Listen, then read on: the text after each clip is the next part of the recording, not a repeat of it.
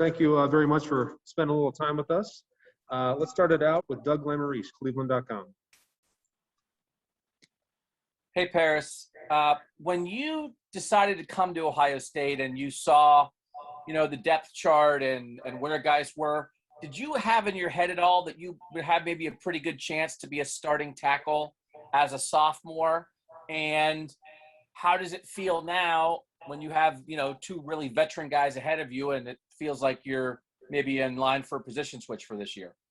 Yes.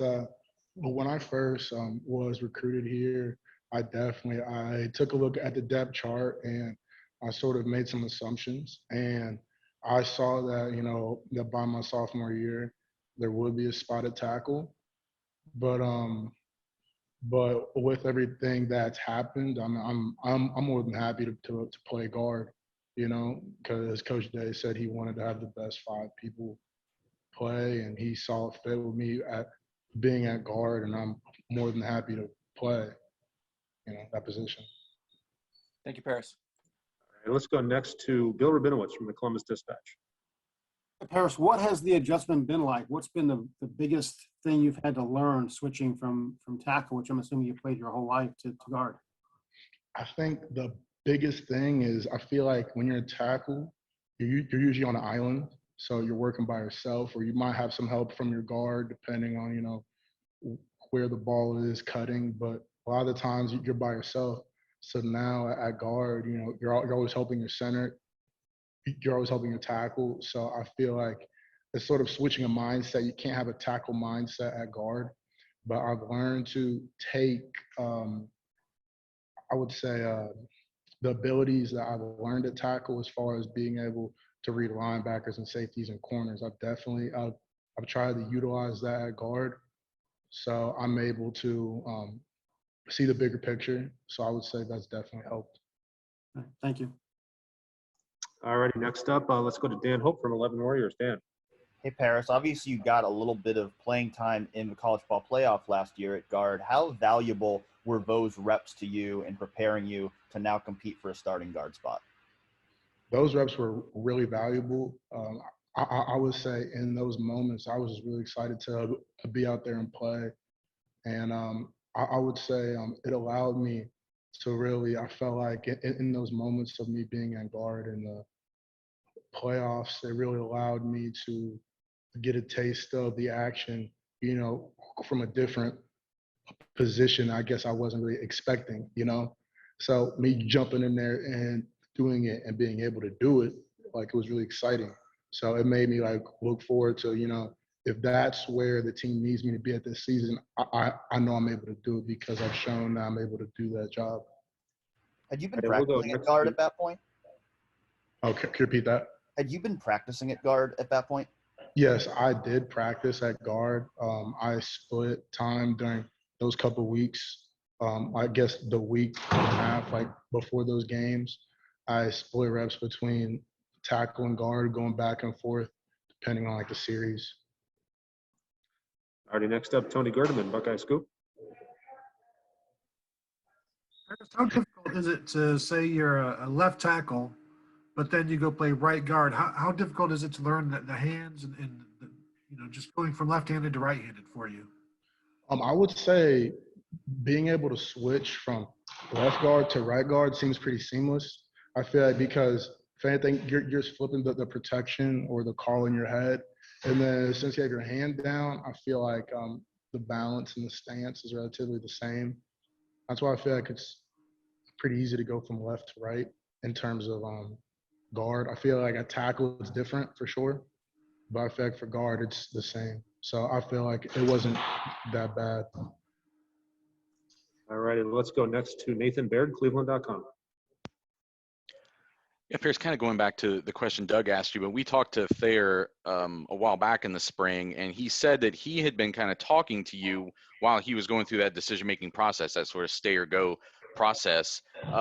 What kind of feedback did you give him when he was kind of talking about that or asking you questions about it? And was it hard to kind of maybe set aside your own thoughts of where you wanted your career to be at this point while he's talking about, hey, I might be coming back and playing that spot that you kind of had your eye on? I feel like that just speaks on the brotherhood that, that goes on here, because obviously like Thayer knew, where my mindset was at. But I feel like, for him to come to me and he kept it real with me, and he was telling me his thoughts on coming back, and he asked me, what were my thoughts on it? And, and I was telling him, I was like, at the end of the day, most important thing is, and, which we agreed on, which he brought up was, him getting his degree, and then being able to go the highest that you can when you leave this place, to maximize that opportunity. And we agree, for me personally, I told him just to pray on it and go and do what, where he felt peace.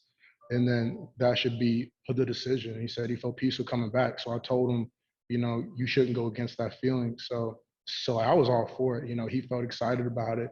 He had peace about coming back and, having a great season. So I was excited about it. All righty, we'll do two more because we got Nick Petit Frere waiting for you. First one to Bill Landis. Bill. Hey, Paris. So, along those lines, I guess, you guys come to Ohio State to do a lot of things. One of those things is to go off to the NFL and get drafted as high as you can. And I think we all know that tackles make more money than guards and get drafted higher. Did that enter your mind at all when you were entertaining the idea of possibly moving to guard, about what it could mean for your future? Or are you just confident that, you play a guard and then eventually you get to tackle and it can all still kind of happen for you? So right now, I feel like the biggest opportunity that I have at starting in guard is that I get to show versatility. And I feel like that adds a lot of value. And I feel like next season I will have the opportunity to play at tackle. But right now it shows that I have the versatility. And I feel like the biggest thing now, I'm not draft eligible after this season. So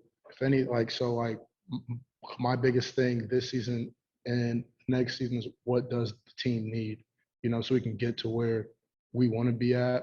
Because I feel like, because like when you're when you play professional football, you can't just, unless you're a veteran guy, you can't just be, I'm just a left tackle, I'm just a right tackle. If somebody goes down, you're going to need to be able to play tackle and guard, left and right in the league with the amount of people that travel. So I feel like, if anything, this is just preparation to be able to just move around and be flexible. And I feel like the league would appreciate that when it's time. So. All righty, and last question for Paris. We'll go to Brendan Gulick, Buckeyes Now in SI. Paris, I was just wondering, of the, veteran guys that are in your room, who's had the biggest impact on you and what that's been like for you here this spring? I would definitely say Nick Petit, for sure, has definitely had the biggest impact on me this spring, because, with me and him playing next to each other, just building that relationship and like building that, that bond on the field, because, that's what he had with Wyatt Davis last season. And then as you get to play that guard and tackle combination, you start to get a feel for like how you both play. And I feel like we've definitely been building that this spring. So each practice, we've definitely, we've gotten to learn how we both play and to complement each other's abilities. So I've definitely said that time that I've spent with him has definitely been beneficial. Awesome. Paris, thank you very, very much for your time. And we appreciate it. And we'll talk to you soon. Thank you.